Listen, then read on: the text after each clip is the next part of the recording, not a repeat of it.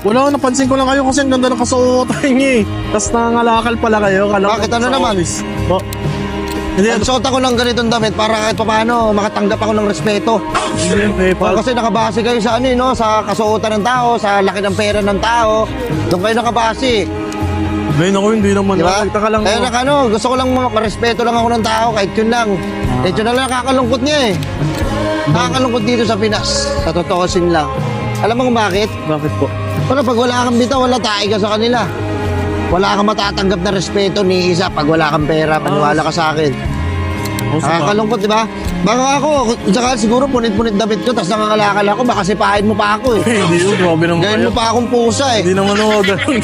Grabe naman kahit pusa ko, hindi ko sinisipa. Grabe naman kayo. O, sino pa yung kasama mo, di ba? Nababahuan sa akin? Mayabang. Sir, hindi, ngayon lang ako kasi ako nakakita na, ang linis nyo. Tignan, tas nangangalakal. Oo nga. Bago lang ako. Ginagawa ko nga to para, di ba, kakaiba? Kakaiba nga ako eh. Oo, para makatanggap nga ako ng respeto nga. Yun lang yung gusto kong matanggap. Tsaka hindi ko nilalang yung pangangalakal. Oo, syempre, hindi naman. Malaking bagay sa akin to. Dito ko napapakain pamilya ko. Oo, saludo ako sa inyo. Oo.